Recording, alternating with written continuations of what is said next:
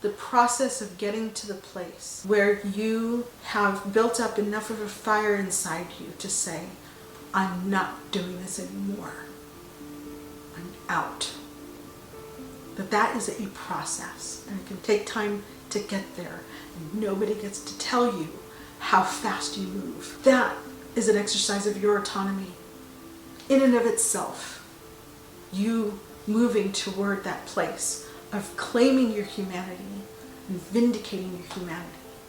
Nobody else gets to tell you how fast to get there. Nobody gets to ask you, why have you stayed for so long? They don't get to judge you for that, and they don't get to question you for that. You know your own situation, you know your own capacity, you know what you're dealing with this person that you've been with in a way and at a level of intimacy that nobody else has. So reach out for help. You might not always find it where you look for it, but you keep looking. You will find it. I did. And I was able to get out. But first it took me realizing that I did not have the capacity nor the duty to stay and endure what I was enduring. Hi, my name is Ba Tabile, and I'm divorced. I was married for 10 years, I've been divorced for 17 years, and I'm here to share with you everything that I've learned over the past 17 years about how to live a life of abundance and joy after divorce. But before we get to after divorce, there is the before divorce. So I'm making a few videos at the beginning of our time together that focus on what you can do before you get divorced that can help you set yourself up in terms of mindset and practical decisions that you make to have a life of abundance and joy after divorce. In my last video, I shared with you 4 ways, plus a bonus, to know that it is time for you to move on from an unhappy marriage. This is how do you know it really is over. Today, I'm sharing with you how to know that it is time to move on from an abusive relationship. Some of you might be wondering, why are you making this video? Isn't any time the time to leave an abusive relationship? Objectively, yes. The answer is yes. Anytime is the right time to leave an abusive relationship. And I also understand how abusive relationships often work. No 2 relationships are the same, and I'm not saying this as an expert. I'm not a therapist, I'm not a psychologist, I'm not a counselor, but I am a person who has lived this and who's been around for a while. And I do, as a coach, work with people to help them make difficult decisions. This is something that I've been doing for about 20 years. And so I have an understanding of why it is perhaps that people might stay in abusive relationships. But for the focus of this video, I'm going to talk about what it takes for you to perhaps come to the realization that it is time to move on from an abusive relationship. So the first sign that I will share is that you have come to understand that the relationship is abusive. Abusive relationships don't usually start off being abusive right from the get-go. First, the relationship has to be established, and that means forming a connection with someone. It means having experiences with someone that bring forth the oxytocin. And oxytocin is often called the bonding hormone. I call it the stupid hormone, okay? Because it messes with your head. It allows you to accept behavior that you might otherwise find unacceptable, to ignore behavior that you might otherwise find unacceptable, to miss signs and signals that things are not right. Often in relationships, there will come a time when the oxytocin begins to wear off and a realization comes that, wait a minute, what I'm experiencing is not cool. It's not good, and I don't need to stay here for this. What you might be experiencing is abuse that is physical, which is what most people are attuned to. That's what they notice and what they mostly are referring to when they talk about abuse in relationships. But of course, abuse in a relationship isn't just physical. You can have a relationship where there isn't physical abuse, but perhaps there is emotional abuse, which I will kind of argue is also physical. It's physiological. In order for you to experience emotional hurt, there are physiological processes that happen in your body that produce the neurotransmitters that cause you to feel emotional hurt, to feel pain, to feel fear. The neural pathways that deliver pain sensations from, let's say, breaking a limb or having somebody kick you in the shin are the same neural pathways that fire when your dignity has been trampled on, or when you have been made to feel small and worthless, when you're being blamed for things that are not your fault, and all of the other behaviors that will contribute to you experiencing emotional or psychological abuse. And then there's other types of abuse. The third that I'm going to mention in this video is financial abuse. Most of the time, when I hear people talking about financial abuse, it is about a spouse who makes more money, keeping a spouse who makes less money or no money under their thumb. It is about using their financial power to control the other spouse. However, as time has gone by, as our society has changed, often you'll find that the table is kind of flipped, where it is the lower earning spouse who is controlling the higher earning spouse. And a lot of the times when I've seen it happen, it has been when the higher earning spouse has been identified as a woman and the lower earning spouse has been identified as a man. The way that our society is structured, especially in the United States, and I'm sure in other places around the world, the expectation is that,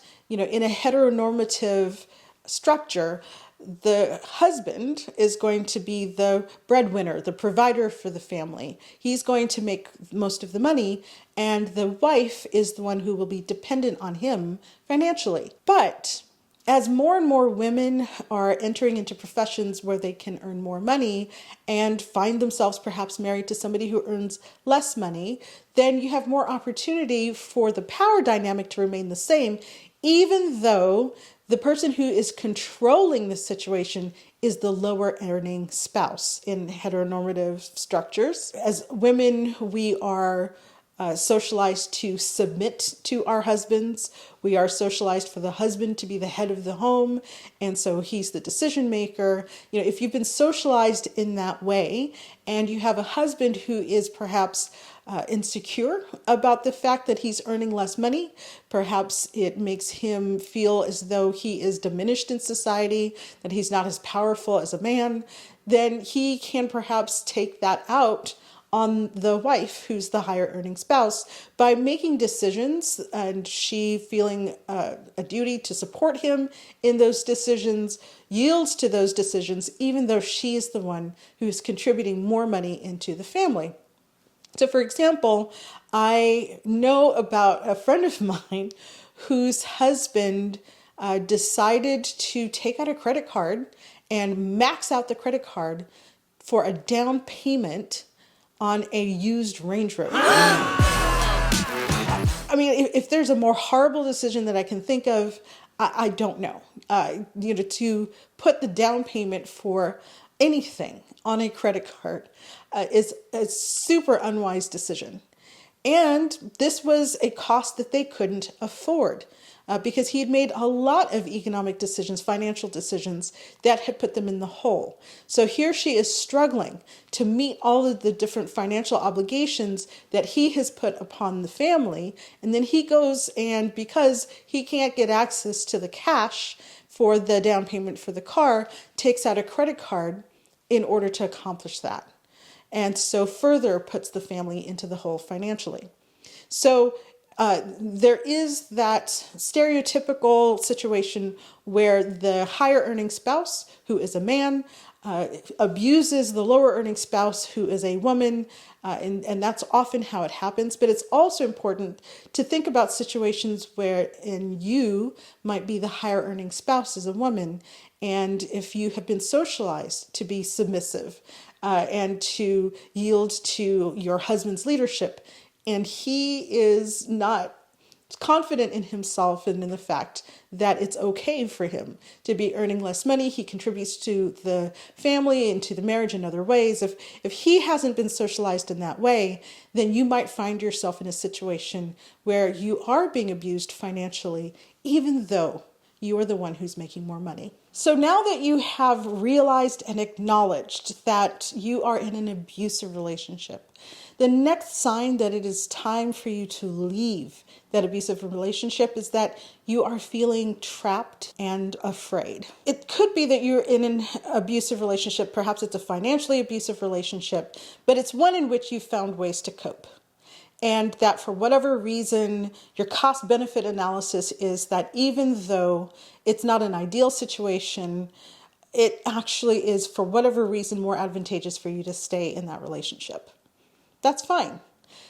However, it crosses a different line when, on top of feeling put upon, feeling that you are struggling and you are frustrated in a marriage, it takes on another level when you now also start to begin to feel afraid. Some of what can contribute to you shifting from feeling frustrated and annoyed to feeling anxious and afraid is when there's a significant shift in your spouse's behavior.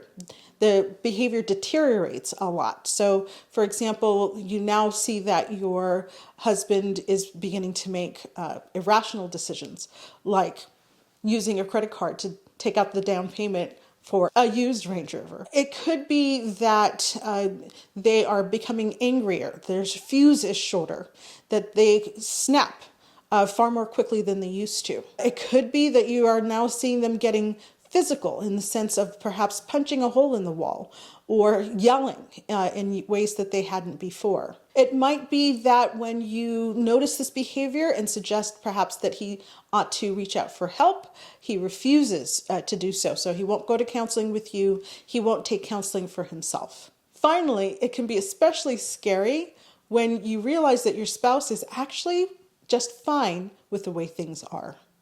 He likes things the way things are and has no desire and no realization that things need to change. So again, if you find yourself moving from feeling annoyed and frustrated to anxious and afraid, this is another sign that it is time for you to move out from an abusive relationship. The third sign that it is time to leave an abusive relationship that I'm going to share with you today is that he won't let you take a break, or he won't agree to taking a break. And I'd like to take a second to talk about that language of he won't let me, because this is an opportunity to begin a little bit of a mindset shift.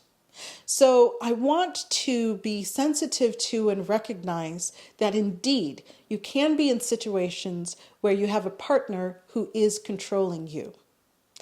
And having been through a situation like that, I came to realize after many years of frustration and angst and coming into anxiety and fear, particularly when things shifted into anxiety and fear, and I decided this is not tenable anymore. The situation that I'm in is completely untenable. I experienced a mindset shift from he won't let me to I'm letting this happen. I have choices. I have options. And it is about me deciding to recognize my options and exercise them, understanding even though that there is risk involved. And I'm going to talk about that too. I want to recognize and I want to acknowledge, I want to honor that, particularly in controlling relationships and abusive relationships, having that mindset shift and deciding to take ownership of your own decisions, to exercise your autonomy, can come with risks. So I'm absolutely acknowledging that. And I'm not saying that it's something that one necessarily leaps into overnight. I am saying, however, that eventually getting out of an abusive dynamic, getting out of cycles of abuse, can require making that mindset shift of understanding where your power lies, where your autonomy lies, where your self-determination is available to you. What is your locus of control? And being able to think about shifting your locus of control from being external to internal. That is a very important journey to make in terms of getting out of an abusive relationship. I think that it's necessary for you to have that mindset shift in order for you to be able to take the steps that are needed in order to leave an abusive relationship. Coming back to the situation where there is that dynamic of control, one of the signs that you can look to that it's probably time for you to move on from this relationship is what happens when you ask him for a break. In relationships where there is support, there's mutuality, there is love, there is a recognition of the dignity and autonomy of each person, while it can feel really risky, it can feel scary, it can bring apprehension to think about taking a break. If you are really with a confident and supportive partner, they can be open to that. It might just require some conversation. It might require you putting together parameters, making an agreement about what it means for you to take a break. But the way that your partner responds to your request for a break is really important. I'm thinking of a friend of mine who asked her spouse for a break. This was actually the case with that friend of mine that I was talking about, whose husband took out a credit card in order to pay the down payment on a used Range Rover. Financial stability and financial responsibility were really important to her. Watching him make these decisions that was rapidly sinking them deeper and deeper into debt was just more than she could bear. She would come home from work every day feeling nauseated and would lie on the couch and just sweat and shake. She was getting sick, physically sick, from the stress of their financial situation. And so she actually became afraid that she might not make it to the next decade. She might not live to see the next decade. She just wanted a little bit of time. A month is what she asked for. And he said no. And she begged him. She said, I just need a break. I just need some time to be able to rest and recuperate. It wasn't even about thinking about the marriage or thinking about leaving the marriage. She just wanted a little bit of time to come back to a mental state where she wasn't always in crisis mode, but that she could actually think clearly. What this tells me about him, and why I say then that this is a sign that you need to move on from this relationship, is that if he's not in a place, if he doesn't have the capacity to put your needs on an appropriate plane, we're not even talking about putting your needs ahead of his own. His inability to have that capacity for generosity and care and conscientiousness, to me, meant that he was not in a place to be the kind of partner that one would hope to have in a healthy marriage. He didn't have it in him. And it is not something that you can make someone to develop. That choice is all up to them. It is within their own control to decide whether they're going to be able to develop that measure of generosity that is necessary for you to have reciprocity in a marriage. If he does not have the confidence and the measure of generosity to give you an opportunity for some space, some freedom, some rest, if he is not capable of doing that for you, he's not capable of being a good husband to you. And so it's time to consider that for your own sake, for the sake of your own life, this might be time for you to move on from this relationship. The fourth sign that I will share with you that it's time for you to move on from an abusive relationship is that you've had to call for outside help. I had a rule. The first time I call 911 is the last time I call 911. And indeed, there did come the day when that happened.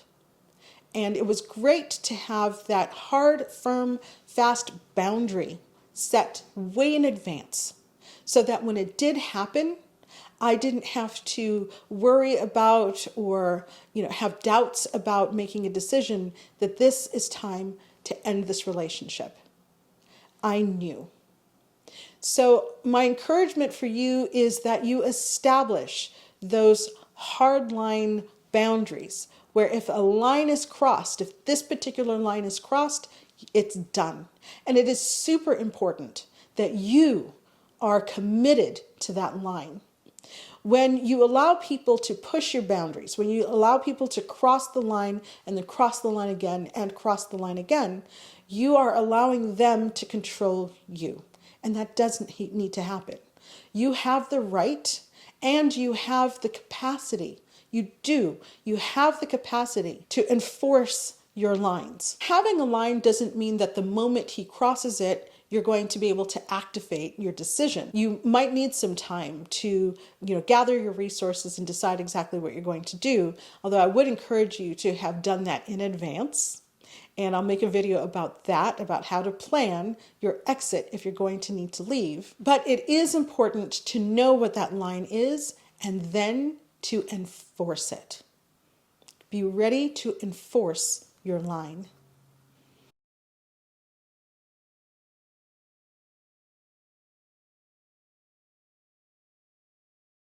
So the fifth sign I'm going to share with you today that says it's time for you to leave an abusive relationship is that you feel isolated. Now, isolation can happen in a number of different ways.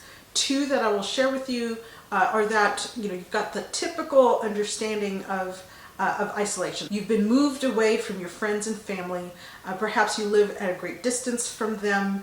Maybe you've been moved into a smaller community where there are fewer resources and fewer opportunities for you to reach out for help. And so you quite literally, physically have been moved. But you can also experience isolation while being surrounded by people. And this is an experience that I don't hear a lot of people talking about.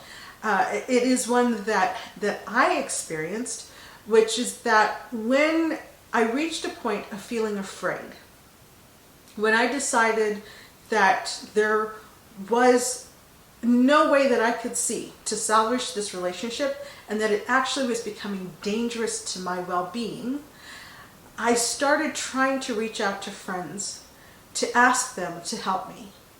And it was the strangest experience ever. It was kind of like being in the Sixth Sense, a version of the Sixth Sense, in that I could sit across from a friend of mine and say the words and say to them, I'm not feeling safe. I need to leave. I need to get out. And it was as though the words just passed them by, like I hadn't spoken.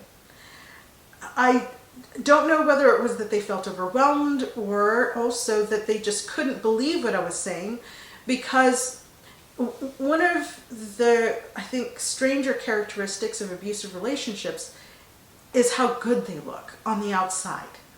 A lot of times, those relationships that look most perfect, it's not too perfect, those are the ones to be concerned about. And so in our situation, we had, I think, on the outside, the perfect relationship. We were totally in sync. We were best friends. And I got the sense that people really just expected everything to be okay. And so when my message was so different from the image that they had, they couldn't hear the message. What they were really focused on was what they saw. We tend to be more attuned to body language than we are to words, the meanings of words. And so I'm thinking that maybe this was a contributing factor in the fact that when I said to friends, I'm feeling afraid, he scares me, and I need to get to safety, it was as though they really, truly couldn't understand what I was saying. When I couldn't get help from friends, I then went to more formal resources for help. And it just so happens that, I do have a law degree. I don't practice law. I'm not giving legal advice. This is none of that. I am a coach, and I do have a ton of experience with divorce and its aftermath. But I do have a law degree, and in my first year of law school, I volunteered for an organization that specifically helped women to file for orders of protection. So I was very aware of what the rules were, what the procedures were for getting an order of protection, and about the organizations that provided shelter and other kinds of help. I called this organization that I had volunteered for, and I told them what my situation was, and that I was scared, and that I needed somewhere to stay. And because on paper I was financially stable and in fact even well off, and because I didn't have children, I was turned away. And I literally found myself in my house with my soon-to-be ex-husband. And I remember that he was down in the basement, and I was upstairs in our bedroom thinking, you know, it was maybe 9 or 10 o'clock at night, and I need to go to sleep, but I was afraid to go to sleep, and I had nowhere to go. And that was a super sobering moment for me. It is really significant to be in a moment when you realize that you're in danger and have no option but to stay where you are. And so you're going to have to rely on a different set of wits, a different set of resources than what you had anticipated having available to you. So fortunately, nothing happened that night. And as a matter of fact, you know, the days that followed, things kind of calmed down and kind of settled down. That day when I had felt afraid was the day that I'd had to call 911. I was in that situation when I had needed to reach out to authorities for help. And once the authorities had gone, I was left there alone with this person who had behaved in a way that had frightened me so profoundly that I had felt the need to call the police.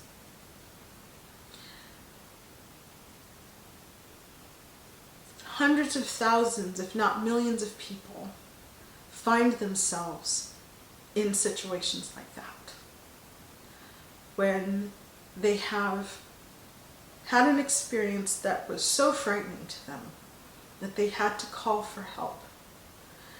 And the authorities come and survey the situation and decide that it's okay, that they don't see any continuing danger, that this was just a disagreement between two people, and that you just need to cool off. You know, just calm down, you know, give yourself some space, give each other some space. And then they leave. And to know that there's nothing more, there's no recourse beyond that, is profoundly frightening. And I want to acknowledge the impact that that kind of situation, that experience can have on you. How it can shape how you see relationships, and how you see your community, and how you see your world. About how you feel about your ability to rely on the systems and the resources that are supposed to be available to you to help you. And what happens when those systems and those resources fail. I know I say this a lot, I'll be making another video. I will be making another video about interacting with authorities and interacting with the police in situations when there has been abuse. I did go on to have to request an order of protection, and so went from being a volunteer for the organization that I volunteered for to being a client of that organization years later. And so I've seen both sides of that, of what it is like to be a provider of resources or a volunteer with a provider of resources, and then to be somebody who's in need of those resources. And so I will be making a video that talks about some of the unanticipated experiences that I had that I'm hoping to share with you so that you can be prepared if you find yourself in a similar situation. But in this particular situation, I had become so isolated that I wasn't able to connect with anyone who was able to say, come to my house, I have a place for you. Or here is a shelter that takes people who don't have children and perhaps understands that just because your tax return says that you made so much money doesn't mean that that money is in your pocket. Because one of the characteristics of your abuse dynamic is financial abuse. So the 5 signs that I've shared with you are not comprehensive, of course. There are lots of different signs. But the point is that you recognize for yourself what those signs are. That you find yourself a way to bring yourself back into control of your own life. Yes, you can experience abuse that messes with your mind so that you are under somebody else's control. And there is always an opportunity for you to be able to come back to your own control, for you to be able to come back to your own agency, to your own autonomy, where you can put yourself first. You can center your well-being, center your health, center stability. You deserve all of those things. And you can find those things for yourself. I'm living proof of that. I said in other videos, and I'm speaking specifically here really to people who are coming out of very conservative communities where the idea of marriage is one that is immersed in toxic masculinity. And I know that by saying this, I'm sort of opening myself up to be attacked by people who lack confidence in themselves and who find themselves needing to rely on the structures of a society that is so heavily misogynistic and founded on the control of women. And they're going to perhaps complain that I'm not being fair, and that I'm not being balanced, and that women can be abusive too. And that is absolutely true. I'm not being fair, I'm not being balanced, and women can also be abusive. My channel is for women who are experiencing abuse and who want to be able to pick themselves up and to exercise their autonomy, to reach out and grab those resources that are available to help you to be able to get yourself out of that very dangerous and undeserved situation that you might find yourself in. You can get out of it. There are resources that allow you to do that. But the first resource is what's inside you, that fire that is inside you that says that I matter. I'm a human being who matters. I deserve respect. I deserve care. I deserve consideration. I am not just somebody's welcome mat. You are a child of the universe, just like anybody else. Just like that spouse who, unfortunately, for whatever reason, has lost their way, has lost their ability to be generous and to be caring and conscientious. You not only deserve better, but you can have better. You really can have better. And so I want you to know that you're not alone, that there are hundreds of thousands, if not millions of people who share your story, who share your journey. Maybe not exactly, because we are all individuals, but who are part of a community of people who are experiencing and have experienced and have triumphed over what you are experiencing right now. Where you are, if you're feeling trapped, is not where you will always be. And you do not have to be there.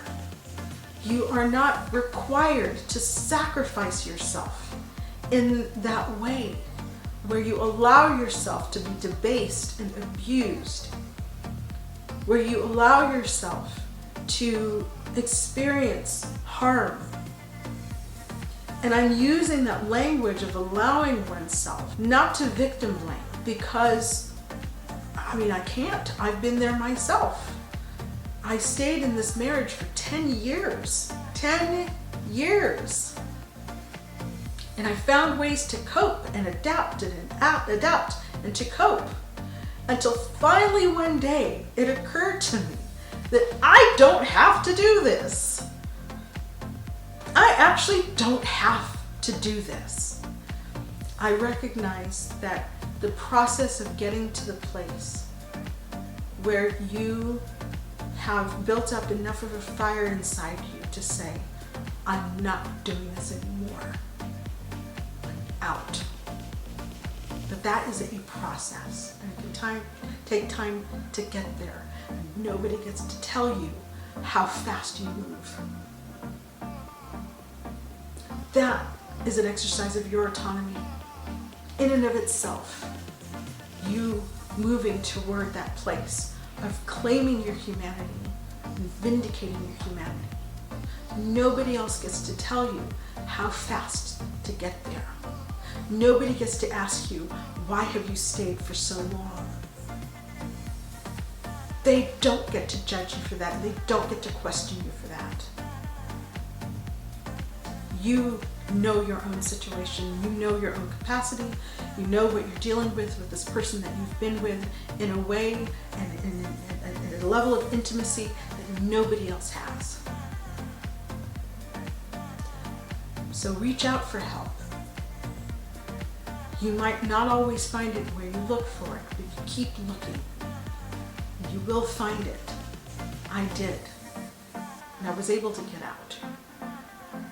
But first it took me realizing that I did not have the capacity nor the duty to stay and endure what I was enduring. So I'm encouraging you to think about what you are worth, and then think about what you have in your hands. What do you have available to you now that can get you started on a road to freeing yourself from whatever it is that is holding you down?